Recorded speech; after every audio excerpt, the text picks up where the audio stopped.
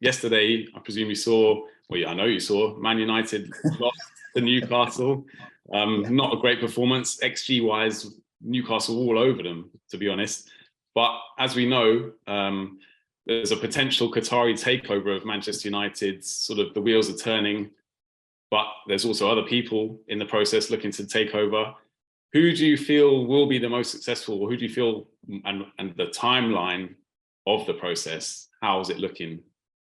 Well, that's if the Glazers actually sell. That's the first thing to say. And from what I genuinely know absolutely nothing about the prospect of a Qatari bid, and I've wanted it to be so because I don't want to get involved in conversations that could compromise me or them on this very subject. But I read that there is still some doubt as to whether the Glazers actually want to sell.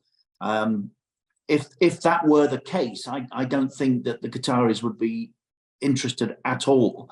My feeling is, and I must emphasize again, I really don't know, that either they want to buy it as an entity, all of it, or they probably won't be involved in the process at all.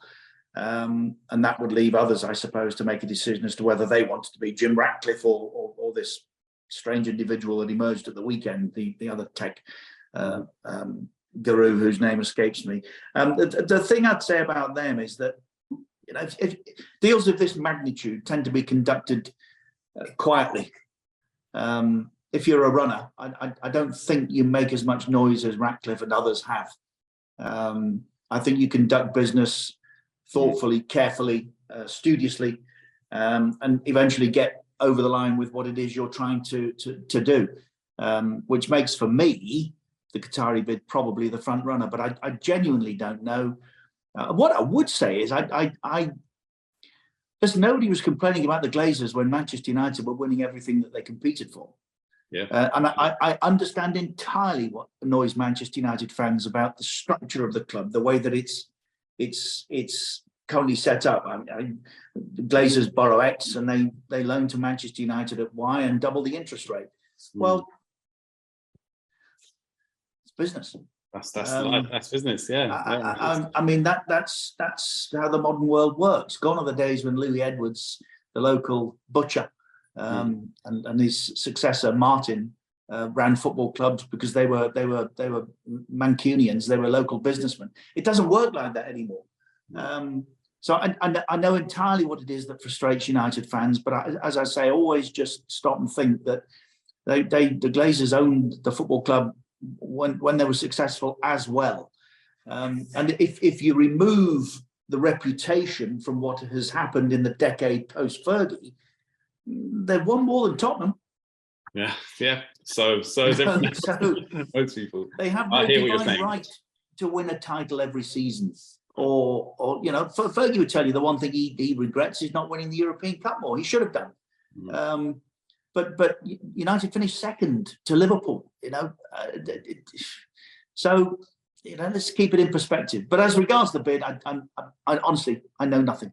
No, it's hard to see the wood from the trees. I think you're right. There's an element of self-promotion from certain bidders, but we'll leave the business aspects aside for a minute and move back to the actual action on the pitch. You've spoken about your concern of Mikel Arteta's touchline antics. It was his counterpart, Pep Guardiola, who was making more headlines this weekend. I don't know if you saw when, obviously, Man City equalised, he shook some of the Liverpool substitutes' hands. What did you make of that? And do you think he's becoming a worse offender than No, listen, let's get this clear. I have no problem, by and large, with what coaches do within the confines of their dugout. Right. That's the important bit. Arteta has spent most of the season either on the touchline, which is dangerous, and at some point he is going to find himself, were he to have continued that behaviour, going to find himself in a situation where I think he would have, the possibility is that he collides with a player and people get injured. There's a reason the dugout is structured to be away from the pitch. He's also at different times been on the halfway line and beyond.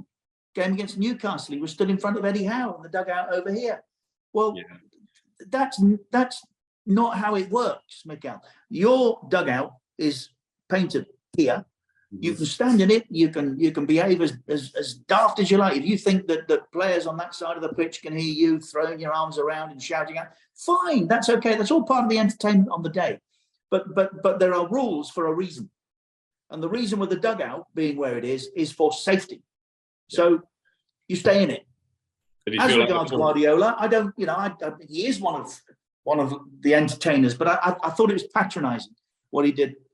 And he's lucky that he was shaking hands with the likes of Tsimikas.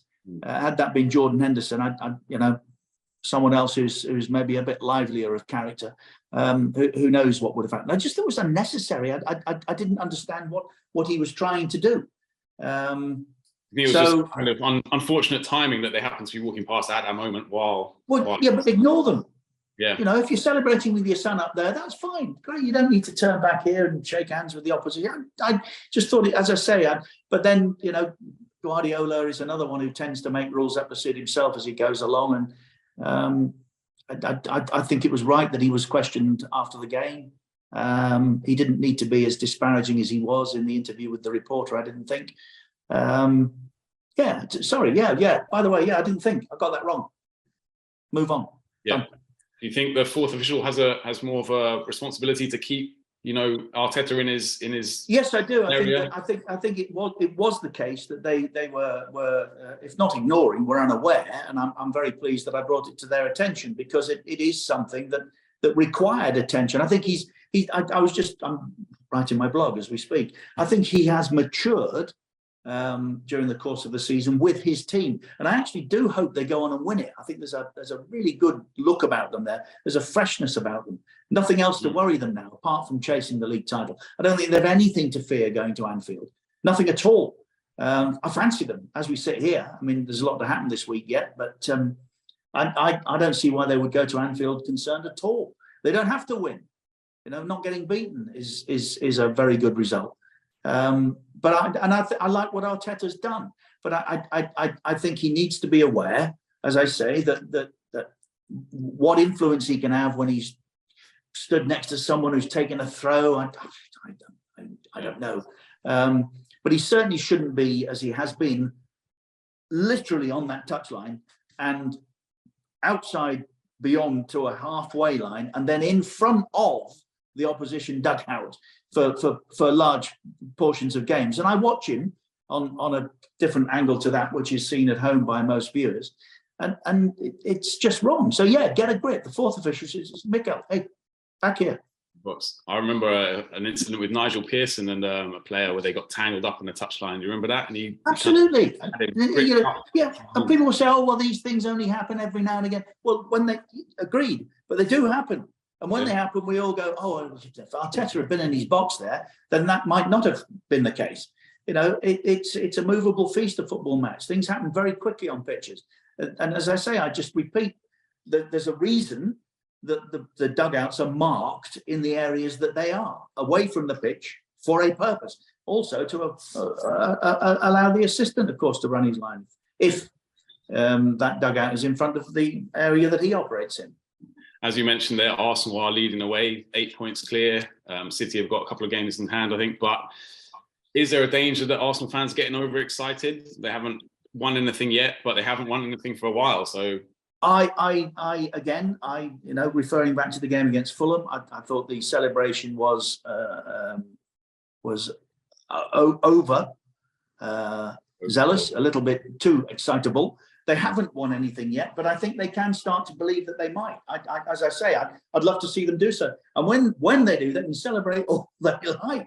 I don't have a problem with any of that. But the day against Fulham, I thought they were a little bit disrespectful to Fulham, and it didn't need the amount of celebration. They'd done nothing at that point. What they've done now is tell us they are contenders. They really are, and that they're in this title race. So good luck to them. I think things have changed. I think they're more focused now. I think they're more aware of the responsibility of the weight of the jersey that they carry. I said all along, Arsenal's a Rolls Royce of a football club. The Arsenal, a fabulous football club. You would never find George Graham marching up and down touch lines like Arteta has done. Arsene Wenger occasionally got carried Yeah. on a touchline. Rarely. But I think that both of them knew the nature of the beast that they were in charge of. Arsenal's it's a proper football club, as Graham Souness would say, and they don't need to be making headlines for the reasons at different times they have been this year. Arsenal's competitors, Manchester City, looking good as well on a long winning run. They beat Liverpool fairly easily without Erling Haaland, the man who's bagging goals for fun. How do you reflect on his season so far, his first season in the Premier League? Do Man City miss him when he doesn't play? Are they better when he doesn't play? Well, that's an ongoing debate, and you know, talk to someone like my mate Andy Gray, and he will point out that Haaland has only done this year what centre forwards are supposed to do: score goals. I mean, you know, something that Nout Workhorse across the road might become aware of. But no, Haaland has been magnificent. City are a good side with or without. We know that. Liverpool weren't at their best at the weekend. I'm not quite sure anymore what is Liverpool's best. The 7-0 against Manchester United, one off, I think. They're some way off from being anything like as good as they once were. So I don't think you measure City by saying they beat Liverpool comfortably without Haaland. Yeah, good win. At last, Jack Grealish is playing some football. At last, 18 months is it since the move from Villa. But I thought he was really good at the weekend. As far as matters outside the league are concerned, I think the worst City have had in the last fortnight is that Thomas Tuchel's been appointed at Bayern. He knows how to beat them. He knows how to beat the Guardiola side. You know, they're a good team. Make no mistake about that. I think Guardiola and City could have done without that news, because I thought pre-Tuchel, when I watched them in the last round, they've got a really good chance in the Champions League. I think with Tuchel, that only increases. They hammered Dortmund, didn't they, at the weekend? Oh, and yeah. Like they know how to win Champions League matches, and Tuchel's got Guardiola's number, arguably, you could say. Well, we'll see it. Speaking of Liverpool, obviously didn't look good at all. They looked tired. They just don't look the same side that we saw in the last 2 seasons. Do you think if they fail to qualify for the Champions League, Klopp could think about walking away, maybe having? I still think, and I've always felt all season long that that's a possibility. You know, we're into the 7th season of his tenure at Anfield. Mainz 7 years, Dortmund 7 years. It went wrong at both in that 7th year. I've had this conversation with Jason McAteer, who lives and works in this part of the world now, a lot. I was consoling him yesterday with the thought that I think that going forward right now, you'd fancy them to win. What is it? The Combination League, or the one that West Ham are playing? Oh yeah, the Europa Conference League. Yeah. The syllables. But they've got to finish, I think, 7th to get in that. They're nothing like the team that they were. There's an argument as well that, and listen, I love Klopp. I think he's honest. He's delivered a title, and that's no one did that at Liverpool for 30 years. But there is an argument that maybe he should have done better as well in the time when they were flying. Maybe it's not enough what he's won. Maybe he should have, you know, in 2 other finals done better in the Champions League.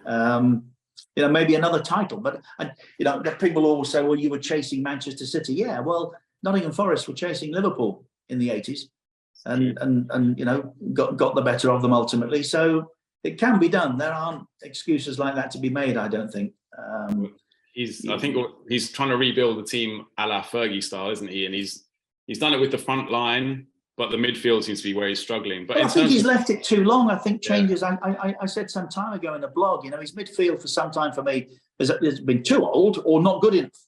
You can't go into big games with the players that he's been playing in that area. I've always been of the view Thiago was the wrong man at the wrong club at the wrong time, because he slowed them down. You know, the rock and roll football they played. He brought a different style to Liverpool, and but listen, he's had an effect as well, and he was part of teams that have won things during his time at Anfield. But yeah, I think the front. I've always liked Nunez. I think he'll be a really good player. Jota's one that doesn't often get a mention, but was a fantastic signing, the impact that he had. I think he's done really, really well for them. I think at the top end, they're fine. It's what they do in midfield. Talk about Jason again. He's been convinced all season that Bellingham was joining. Well, it's hard to see, isn't it? Yeah, it's a tough one to see at the moment. Why would you do that? Why Liverpool? If you've got the choice of everything, or stay where you are at 19. He's playing for a very good side in Germany. We're all presuming he leaves, but he might decide that at 19, captain, nice lifestyle. Maybe he wants to stay in Germany another season, and if he did, he'd still be as sought after as he is going to be this summer were he available. But if I'm Jude Bellingham, I'm not thinking about Liverpool at the moment. In a rush to be on the way to Anfield, no doubt about that. We saw Brendan Rodgers lose his job yesterday. Obviously, always sad to see a manager lose their job. But were you surprised, or did it look inevitable? No, I think Brendan's looked tired and needy of a change for some time. If the contract was the reason, and we're led to believe the payoff was an enormous figure, I don't know if that's ended up being the case. But I like Brendan. I think he's a good coach. I think he will get another job of similar size. I think the days when he had ambitions to manage Arsenal and Spurs have probably gone. I know somewhere in his own mind he still thinks Chelsea, because that really where it all started for him. Yeah. Under Mourinho. But I think those clubs are beyond him now. I think he's got to be looking at a Southampton, which is a fantastic job for somebody. Wonderful part of the world, great club, good structure. So I think Brendan or Graham Potter perhaps should be thinking Southampton, or Leicester for Graham. He'll come again. But it didn't surprise me at all that Brendan and Leicester have parted company. It's gone on too long. I think I'm a great advocate now of coaches. I don't think staying over a period of time anymore in the modern game is necessarily the right thing. We'll never see another Wenger, another Ferguson, ever, never, ever. I think the formula Chelsea had, probably John Terry I've spoken to about that. Constant change of coaches, of freshness, players that weren't impressing this one that might another, and you get a lift around the club, and there's nothing wrong with that. You've got good players and good coaches come in and can work with them. Difference between Roy Hodgson, Palace under Hodgson yesterday or Saturday, and the previous games under Vieira. Huge difference. The amount of shots. Massive. Massive difference. Massive. I mean, I watched Palace first half and thought, what? Wow. But football's not a complicated game. Yes, City at different times, you watch them and you go, wow. First goal the other day, lovely, back to front, but not everybody's got the same quality of players as Manchester City. Not everybody should be looking to play the same way as Manchester City. There are times when I watch City and think, 2 up, 3 up, and I'm bored. And I think that was evident in the stadium at the weekend. There was no atmosphere there. City fans have come to expect what they do, and what they do really well. But Palace looking to try and play like City. No, I think Roy Hodgson just went, look, that's where we'll score goals, up there, get the ball up there. Yeah, I think you're right. I mean, the relegation fight is looking like an intriguing one. We've got Southampton lost to West Ham. Terrible result for them, great for West Ham. Bournemouth getting another win. Who do you see as being the real strugglers at the moment? Who would your money be on the three to go down? Well, a couple of weeks ago, I thought the three that were in were going. And that I think at the time was Southampton, Bournemouth, and who was the other that have come bouncing out? Everton? Maybe not. There was another, wasn't there? Has been hanging around there for a long time, and I thought they're done. And then all of a sudden it changes. Right now, I said Saturday when Palace won, well, Roy will get them there. He'll grind out another 8 points somehow. 2 wins and 2 draws. But then when the games were played Sunday, whoa, hang on a minute. Palace are still in this. It's not good fun for those that are. It's horrible. And I watched my team do it for a long, long time. It's awful.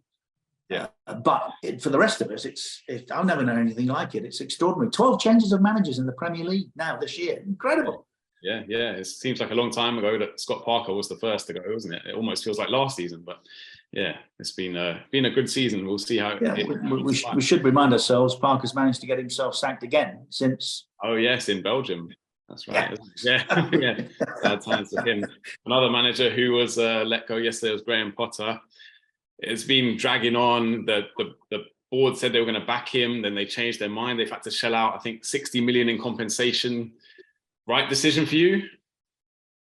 I don't know another business that rewards failure in the same way as football does. The figures you talk about are mind-blowing. Yeah. They are untouchable for 99.9% of the population in the rest of the UK and beyond. Potter, I was really happy to see him get the job. I thought he'd earned it. I hoped that he would make a success of it.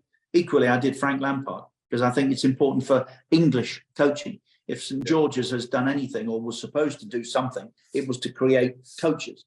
And so therefore, there has to be a path for them to the top. And I really wanted both to succeed. But it was evident to me, and I said so about 3-4 weeks ago, it was too big for him. He couldn't do the job. So you've got to make a change. Bowley, the first government-appointed owner in English football, an independent regulator, is on the way, I'm told. I'm not a big fan of the idea. Bowley's the strongest argument I can give you for that being the case. He's created a shambles. I don't know where he turns next, what he does next. Maybe if he was less involved, that would be the first positive step for Chelsea fans. But it's frightening what he's created there. Frightening, and no surprise to see Potter go. But as I say, he's a good man, and I'm absolutely no doubt that we'll see him again. No doubt at all. Do you feel like Bowley is just didn't know what he was getting himself into? He kind of had a vision of running the club like clubs or franchises run in America. He's trying to do again. That. I've been over this in the blog. You know, he came in here thinking he was going to tell us all how it should be done, and he's found out very quickly that whatever he thought was going to happen. It hasn't, and doesn't look like it's going to. You know, going out and buying what he did in the manner that he did. I have sympathy for Potter there. What was he supposed to do with all those players? You know, but on the other hand, no one's made more changes than he has in the Premier League this year. And the two that he made at the weekend, Cucurella and Reece James as two two of three at the back. And Hudson-Odoi on the right side as a right wing back. Sorry, no, it wasn't Hudson-Odoi, was it? It's yeah. I know who you mean. What's his name? Double barrel. Plays for England, for goodness sake. My mind's blank. You know, what's he doing? What's he doing? Oh, anyway. He was scrambled by that point, wasn't he? Do you think they'll be looking at Julian Nagelsmann, bringing him in from now that he's unemployed? I don't know. It's a name. Listen, the one that I said some time back, they've said they're not going to appoint until the rest of the season. That says to me that they should give themselves some time to have just think it through. What are we trying to achieve here? Yeah. And then come to a conclusion. I don't see the point of appointing quickly now, unless it's simply for someone to come in, assess what he's got, and get things right in the summer for next season. But I think Chelsea need to draw a breath and have a long, hard think about what it is they're actually trying to achieve. A player who's been linked with Chelsea in the past, Declan Rice, played his part in a huge win for West Ham. Looking forward to the summer, his future must lie away from West Ham. Oh, 100%. Where do you see him playing this football next year, and how much do you think he's worth in the current market? I love him. I know what Graham Souness has said, and he's right. He does need to add more to his game. But he's growing and learning those things. Mm-hmm. He does need to score more goals. He does need to create more goals. But I think he's a terrific player. I don't know where he goes. If I'm Liverpool, you know, having said that, I don't think Bellingham would make that call now. If I'm Liverpool, Declan Rice is exactly what they're looking for, in my view. Not sure United are. They've got others in that area. I think Eriksen, I'm sorry that he's not playing now, but was the best signing of last summer for nothing. Fantastic piece of business. Yeah. Wonderful player. Wonderful player. One of those that runs a football match at his pace, and they are few and far between, and have been down the years. Very, very few can do that. Souness was one of them, funnily enough. Mm-hmm. But I don't know where Declan goes. I don't think he's for United. He's definitely not for Chelsea. The last thing they need now is another midfield player. Maybe Arsenal, maybe, but you've got Xhaka and you've got Partey in there, and maybe. He will not be at West Ham next season. There are no certainties in life other than death, taxes, and that Declan Rice will not play for West Ham next season. Right, it's definitely time for them to cash in on him, but whether they can money that they believe. And I think they know that he's been a wonderful servant. He's done his bit. Two other players who perhaps need to refresh their career by moving clubs: Harry Kane and Harry Maguire.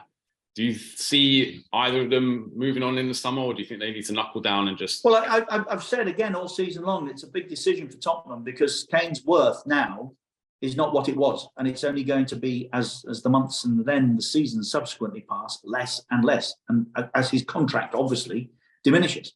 So they've got a big decision to make. I think that they will be looking to sell this summer. If I'm Kane, I'm looking to leave this summer. Mm-hmm. I think that would suit all parties. I think Kane needs a change. The two clubs that I think would suit him would be, if he wants to be part of something that a project, Manchester United. If he wants to go and win things, Bayern Munich. The only guarantee of trophies for next season for me, for Kane, is in Germany. So do you think the talk of lack of trophies gets under his skin at this point, and it's weighing on his mind, or do you think? Well, it must do. It must do. Alan Shearer used to say to me when I talked about his lack of medals, he would say, "Oh well, medals don't buy shopping," and I would say, "Yeah, well, ask Ryan Giggs about that, or Scholesy, or the boys that played at United. They've got medals and shopping." And I think Kane. You want to finish with something to look at and say, well, what a memory that was. You look at Teddy Sheringham was 31, I think, when he moved from Spurs to Man United. Kane's not even. So there's time is on his side, but I think you're right. This summer is the time to make a decision. If it doesn't go this summer, I don't think he'll ever go. Yeah, Matt Letizia style, stay there forever. Yeah, probably. Do you think Tottenham fans should be worried about the future of their club? Are they on a decline now? No, I don't think they are. I really don't get it. I mean, what more could Daniel Levy have done as an owner? He's delivered a world-class stadium. Yep. I know that fans will say, "Oh, we'd give that up and go back to the lane for a trophy." Well, if you're moving into a modern world, what Spurs had to do was get themselves a modern stadium. Training facilities are fantastic. Geography couldn't be better. You're in London. Mm-hmm. Modern players want to live in and around London. He's given them every type of different manager or coach, depends how you want to phrase it, that you possibly could. Think he prematurely sacked Mourinho. We don't know why. 5 days before a cup final was a very strange decision to make for me. But what has he not done that Tottenham fans want? He's provided money for coaches. It was not Daniel Levy that picked a second string team to go to Sheffield United in the FA Cup this year. True. If Spurs pick their best team, they win at Sheffield United, and they're now in a semi-final because they beat Blackburn. Yeah, that was Conte who decided that he could take that gamble. Yeah. Daniel Levy doesn't pick the team. Mm-hmm. Daniel Levy has picked coaches. He's picked world-class coaches to go and work at Tottenham, and it hasn't worked out. What I think Tottenham need is a freshness on the pitch. Whoever goes in, I think, needs to look at what he's got there very closely and make as big decisions quickly about moving on players that have been at the club too long. You're right. The likes of Eric Dyer's been there 10 years. Well, Eric Dyer, there's one straight away. Yeah. I wouldn't part company with Son, not for the world, but I never understood Richarlison. I mean, come on, 60 million for Richarlison. Hasn't scored a goal yet this season. No. So I never got that. But there's too many there that have been around the place for too long, and I think you need some freshness on the pitch, and you need players that are not Spursy or have become part of a Spursy culture. But then they've always been Spursy.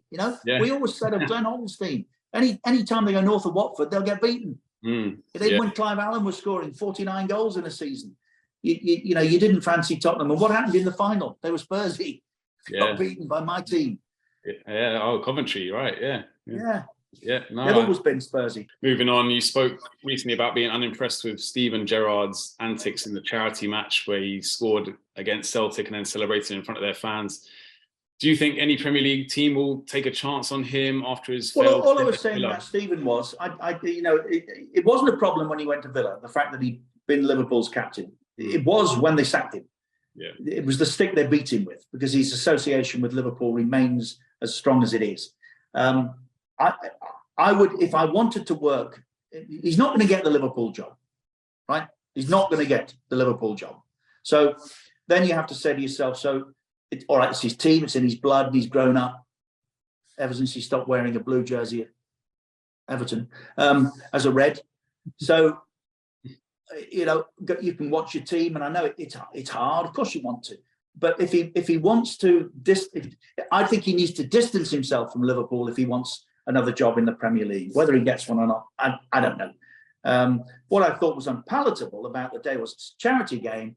Those supporters, whether you like them or not, have paid a good deal of money to travel, to get in. They have a right, if they want, as long as they don't cross the line, to demonstrate their displeasure at Stephen and towards Stephen. And he should remember that the Liverpool and Celtic are two clubs that have got a deep affection for each other. Liverpool's first game post Hillsborough was against Celtic. You know, he was representing Liverpool, not Rangers. Yeah. What happened was leftovers from his time at Ibrox. Keep that for another place. Yeah. If you're wearing our jersey, Stephen, you don't represent us like that. That's not on. If that had been Morelos and he'd been managing Rangers, and he was confronted by a similar situation, I'm sure he'd have a lot to say about it, and it wouldn't have been complimentary. Do you think Gerrard might have a shot at the Leicester job, or do you think that's not the angle? I don't see that. No, I think not for me. I think look, I could be totally wrong about that, but I think he's got to set his sights lower now. I think if he wants to work back in the Premier League, I think him and Frank have got to go and get a team out of the Championship if they want to continue to work there. I think they've had a go at it. You know, they've had a go, and it hasn't worked out very well. What have you made of Everton under Farhad Moshiri? Is it one of the worst cases of mismanagement you've seen in the Premier League? I think Everton are a shambles. I think he's the de facto owner. I'm not sure that it isn't Usmanov that actually owns Everton. Again, I refer you back to something I said 2 years ago. A friend of mine here in the Middle East was offered the club then. 500 mil was the fee and 500 to finish the stadium. Too expensive. No, was the answer. Thank you. Everton, of course, denied that the club was for sale, but they've been hawking it around for years, months. Who would buy it now? I don't know. Great club. Really, really sorry to see them in the mess that they are. I don't know what the outcome there is either. If I'm a prospective buyer, I wait for them to go into administration. Why would I pay any more than I have to right now? So they got a new stadium on the way, and they might. No, it was looking like they could be in the Championship at one point. We think they've got a new stadium on the way, but there's been progress made. There's still an awful lot of money to be found to complete the project, and we shouldn't ever forget that. It's true. Something a bit more light-hearted. Are you aware of the Celebration Police account on Twitter? I think they just. I am. I'm flattered. I'm very, very happy about it. It's something that I endorse. It's not you running it, is it, Richard?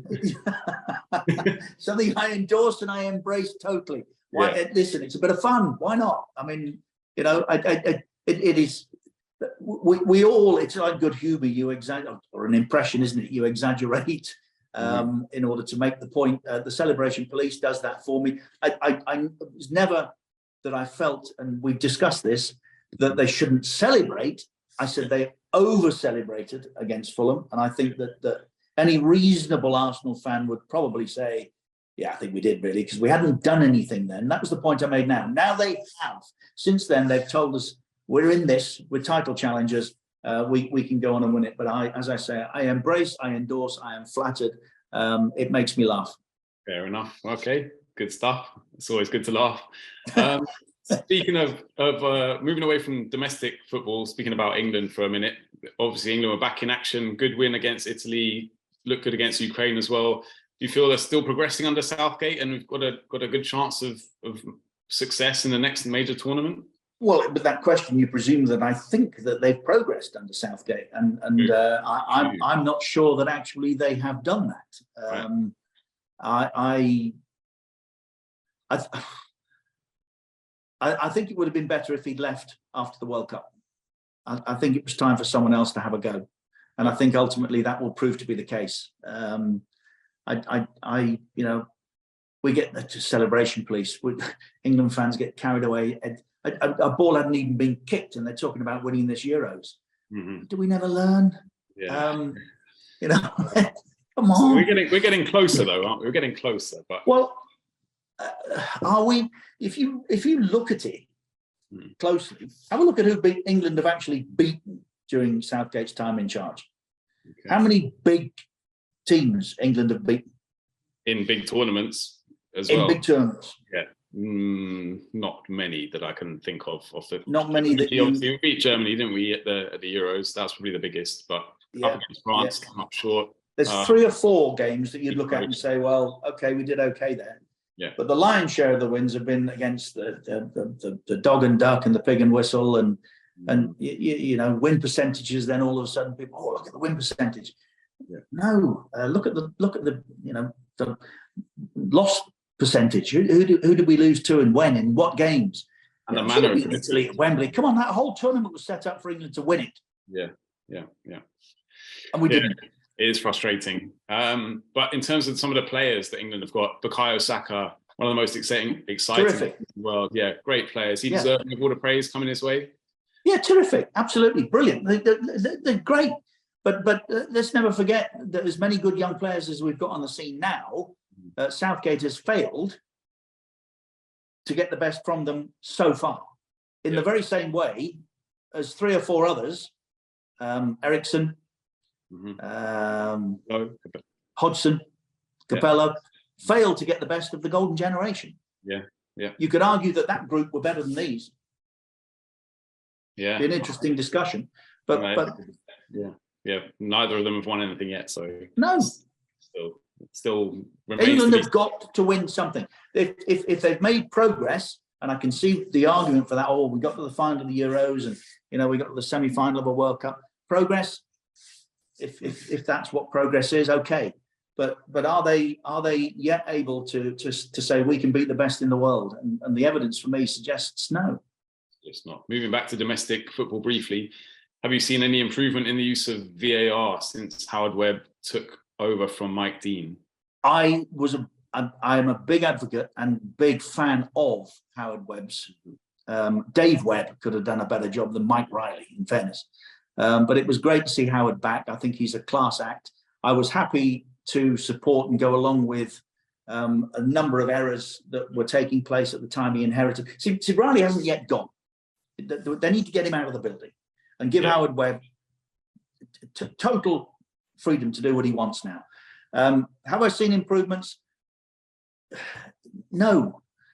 3 minutes 30 at West Ham to decide whether that vital goal should stand or not. No, there's an argument. Oh, well, it's so important to West Ham that we need to get it right. Well, yeah, it was important to Sheffield United that the goal they scored at Villa a couple of years ago was given, and it wasn't. You know, Cardiff one as well against Chelsea. Yeah, 3 minutes 30. If I'm in that stadium, what are they looking at? Yeah. It's too long.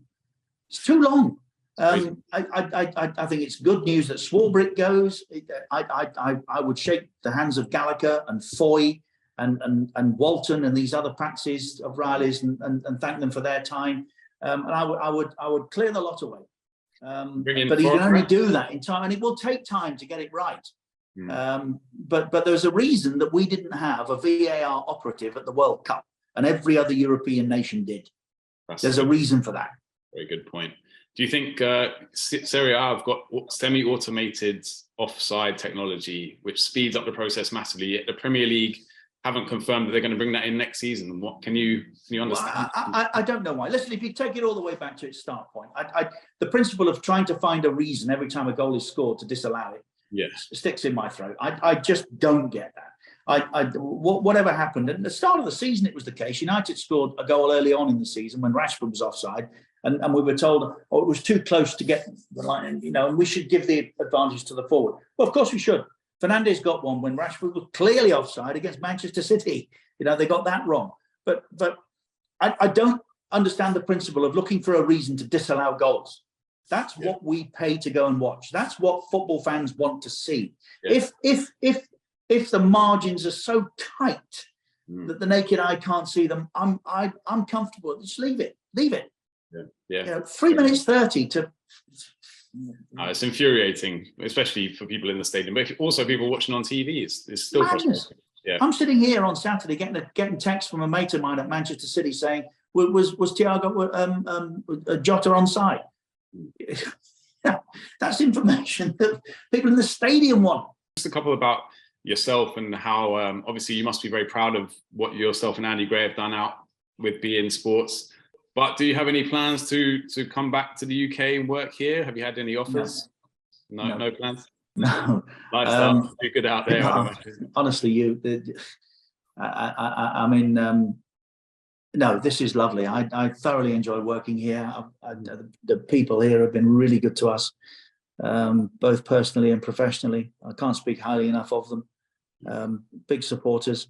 Came at exactly the right time in our careers. I think the 2 years we had on the radio were thoroughly enjoyable. I've always said the best 2 years of my career. It was great fun, talk sport, and it came to a natural end. And at the right time, this opportunity became available.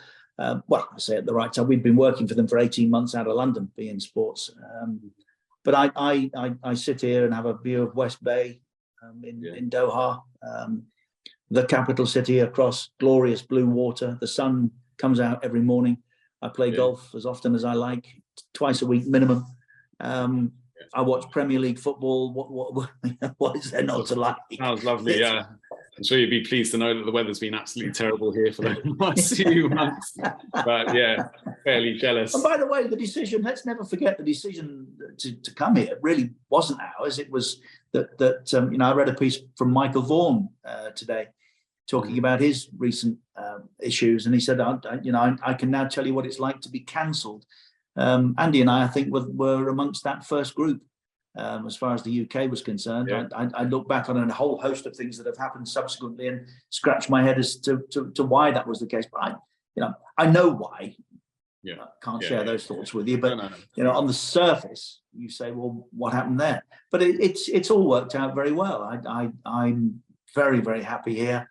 I have a lot of empathy for those guys at Sky who are going.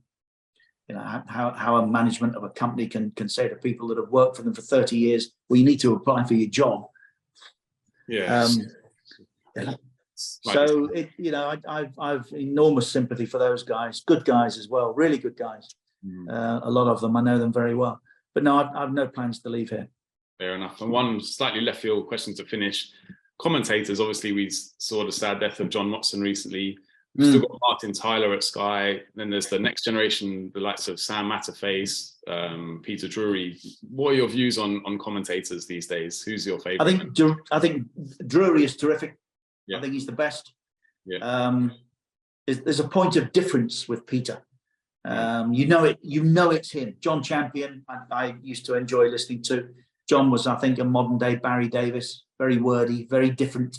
But I like John. Sam, I think, is a brilliant, really good. And that was the right decision that Niall Sloan made. It was the right call.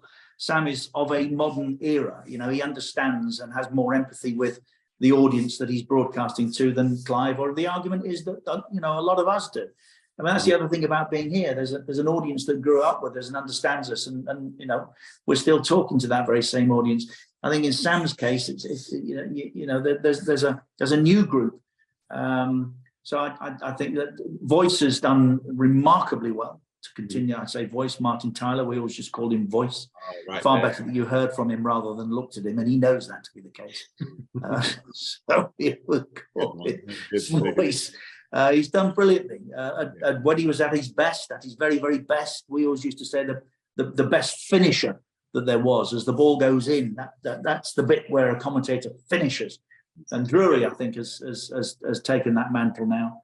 But there's some good guys around. There's some really good guys. But I obviously come from an era where I idolised Coleman, Motson, Motty, Brian Moore. These guys were the forerunners for me.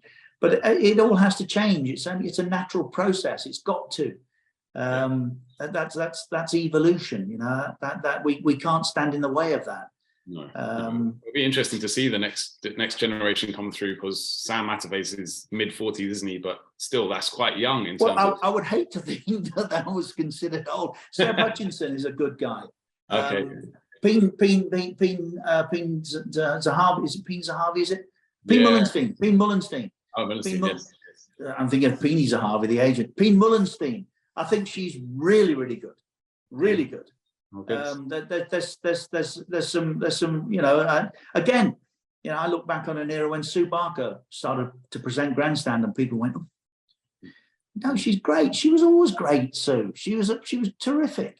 You know, she was brilliant. And Peen, I think, is doing that for women commentators. She's great.